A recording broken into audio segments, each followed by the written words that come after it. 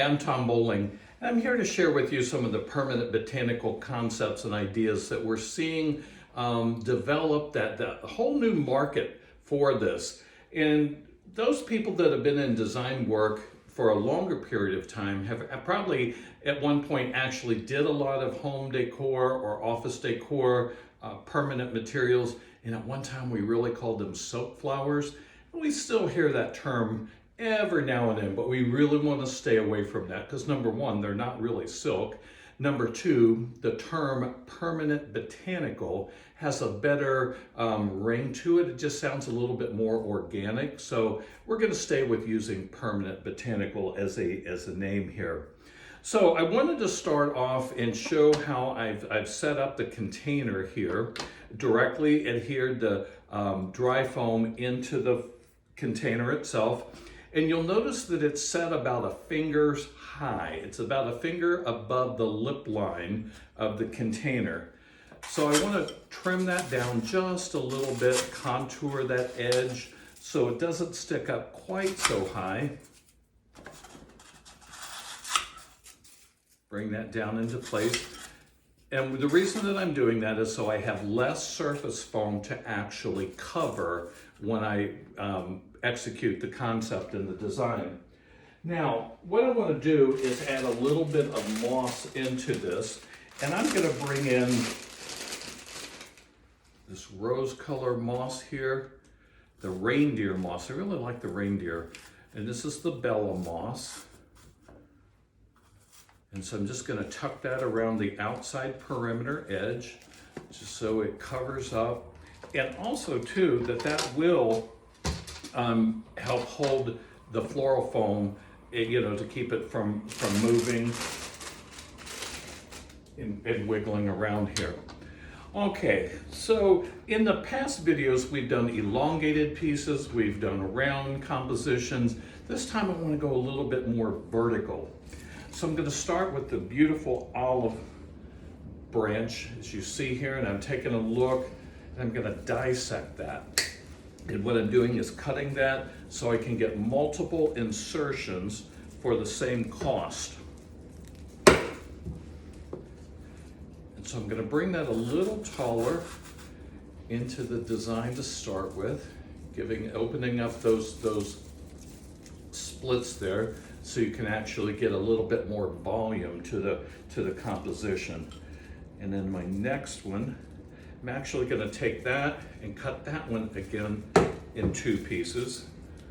One, and then one on the opposite side. So it's a little, not quite asymmetrical, but a little bit asymmetrical. But we're going to correct that as we move along. All right, so I'm going to use some of the eucalyptus garland again. And when we use a garland, what I do is to start with, I'll count the number of splits and the number of pieces that I can actually use.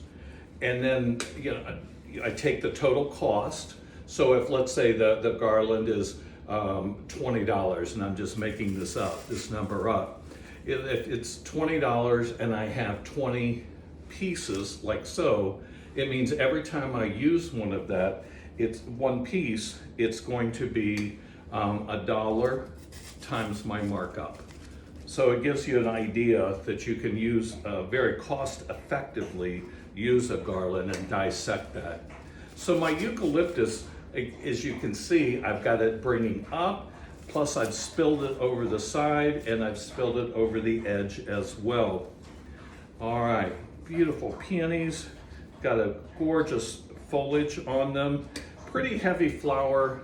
I'm going to bend the stem, anchor that in deep into the composition to start with. So you notice that it pulls your eye into the design itself. Let's add a couple more. People always say, oh, you got to have odd numbers or, whatever. There's no rule to that. There's some guidelines that maybe, perhaps odd is a little bit more interesting than even, but oftentimes I will use an even number just because I think it provides a lot of interest. And depending on the size of the material, sometimes you don't need more than two. So All right, I've got my greenery here. I'm gonna put a hook on the end, like a fish hook. Bring that piece of greenery up and add that into the composition itself. Now, this is called Refined Vintage. And we've heard the term vintage for a long time. It's been with us, and there's nothing wrong with that, to use that. But every now and then we just need to jumpstart it or kick it up just a little bit more to bring it back, to introduce it again into our palette. So Refined Vintage has an elegant sound to it. I like this sound. Bending my stems. And remember, we didn't have a lot of floral foam to start with, probably about 1/8 of a bunch. These all came off of a bush, and you can see that the plug is still there, and there's all the pieces and parts that I've removed.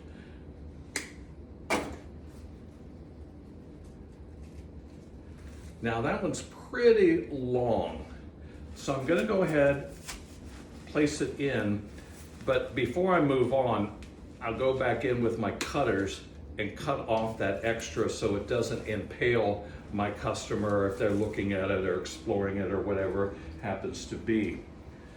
A little bit of the green here, kind of a beautiful sagey color, nice and neutral. I like where this is going. And it's good to step back and assess what's going on, because sometimes when you're working so closely to your composition, you sort of lose the overall impact, because I'm only looking at pieces and parts. So I've got this piece of grass that's off again, or removed off of a bush. I'm gonna actually take the bloom, the grass bloom, and I'll use that.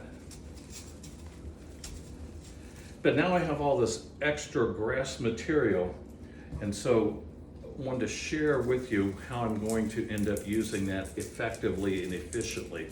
So I'm just really pulling the pieces apart. I'm gonna dissect it. That gives me one. And then I'm gonna do it one more time to give me a couple more pieces. That way I can spread that material out. And we may lose a piece here and there, but that's gonna be okay.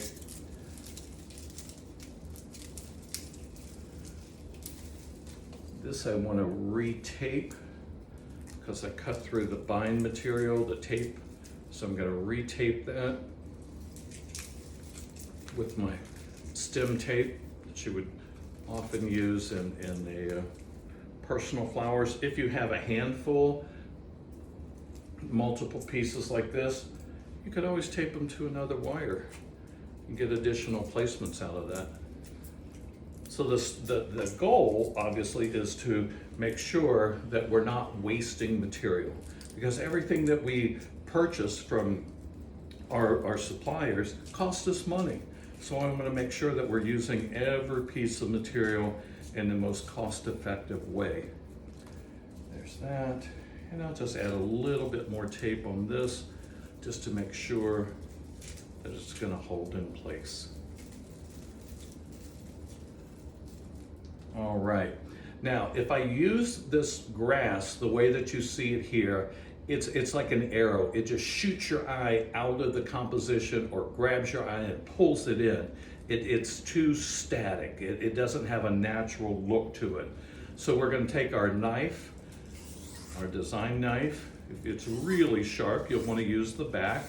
If it's as sharp as most knives in flower shops, you could definitely use the front, which I'm doing. We're just going to add some graceful curves to that material so it just has a softness to it and not that hard, racy edge.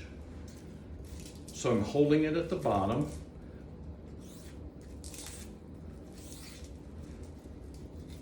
Making sure I get all the pieces and parts to that. And again, this is what takes the time when we're doing permanent work, is that we give our materials a very lifelike look. So as we do this, it's a kind of an extra step that maybe you wouldn't have to do if you were doing fresh work, but it's all right, because it's worth that investment of time. So you can see all the little curls, and they're all a little bit individual, which is kind of fun. Now I'm going to add those back in.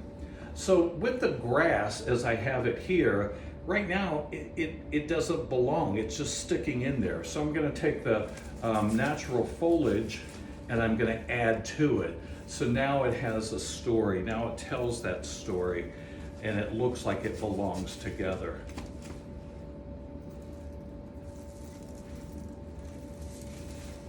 And the third one in. And then my last little one, those are all those little bits and pieces. I'm going to pull that up at the top just to soften that, and again, give it a fresh, alive composition. So refined vintage, think about where you could use that. It's very neutral in its presentation. You could add additional colors if you chose to, additional foliages if you wanted to. But you know what? I like it the way that it is, and I hope you do too.